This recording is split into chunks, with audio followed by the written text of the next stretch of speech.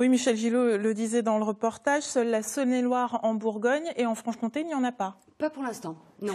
En France, combien de départements ont adhéré à cette plateforme? Alors, la plateforme est en ligne depuis novembre et on a déjà 11 départements qui ont choisi d'adhérer à l'association pour permettre à leurs animateurs d'avoir accès au contenu de Culture à Vie. C'est quand même peu. Qu'est-ce qui explique cela, selon vous? Alors, c'est pas peu dans le sens où la plateforme est née il y a peu de temps, finalement.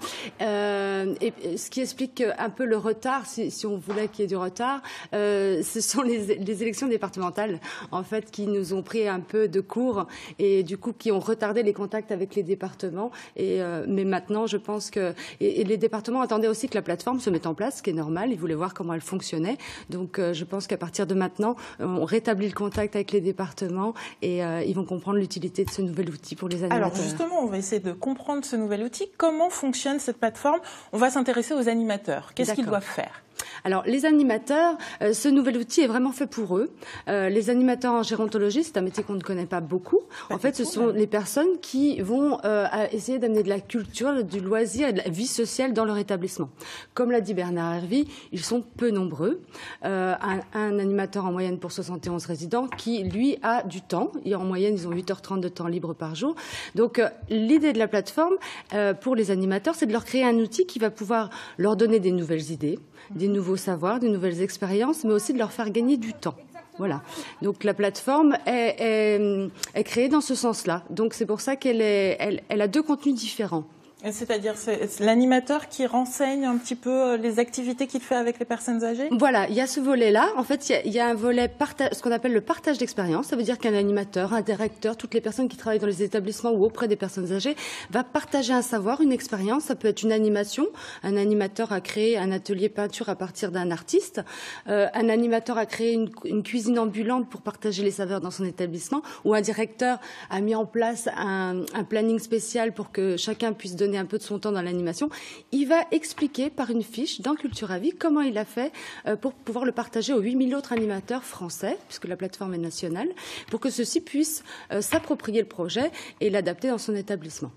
Alors, il y a le volet animateur et il y a aussi vous qui travaillez pour Culture à Vie. Voilà. Alors, nous, on est plus dans la partie faire gagner du temps. Voilà, j'ai envie de dire, en créant des supports d'animation presque prêts à l'emploi. Ça veut dire que si sur les 8000 animateurs, il y en a 4000 qui ont envie de réaliser un atelier sur Édith Piaf, c'est peut-être pas utile que les 4000 aillent faire des recherches sur cet artiste pour créer une biographie, rechercher des photos. Donc, nous, on va la créer, la biographie, et la mettre en ligne. Donc, à partir de cette biographie, l'animateur va se l'approprier et va mettre tout en place un atelier autour. Donc voilà, c'est des ateliers comme ça. Après, on essaie de diversifier aussi pour être plus près de toutes les personnes âgées, celles qui ont un peu de troubles cognitifs. Elles ont droit aussi à la culture et au loisir. Donc on va peut-être créer des diaporamas sons. Donc voilà, ça, ce sont des supports d'animation qui sont un peu plus clés en main pour les animateurs. Oui, donc ça permet vraiment d'avoir un panel suffisamment important pour ces animateurs. Voilà, là on enrichit la plateforme toutes les semaines. On a déjà plus de 200 contenus.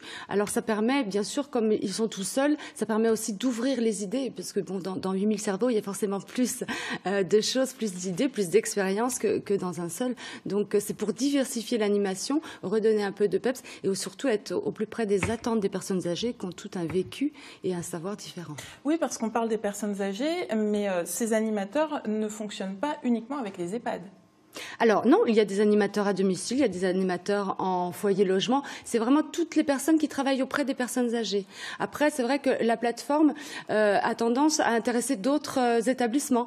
Il y a des départements, parce qu'une fois que le département a son code, qu'il a décidé d'adhérer, libre à lui de le donner à qui il a envie. Et c'est vrai que certains départements ont choisi de le donner à des instituts pour personnes handicapées, parce que les contenus sont facilement adaptables pour les éducateurs, pour leur public. Vous avez dit qu'il y a 200 contenus. On peut déjà faire un premier bilan satisfaisant pour vous? Très satisfaisant. Alors, on est très satisfait sur la façon dont on avait pensé le GAG, le Groupement national des animateurs en gérontologie. On savait que ça répondait à une attente.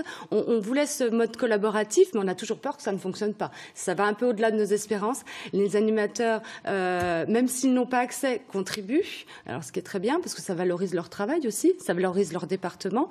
Et du fait, ça fonctionne bien dans les deux sens. sens, ils donnent, ils prennent et on donne et on reçoit. Voilà. Merci pour toutes ces précisions et ce sera sûrement amené à évoluer puisque 8000 seulement animateurs en gérontologie, je pense également qu'il y a du travail pour eux. Merci beaucoup.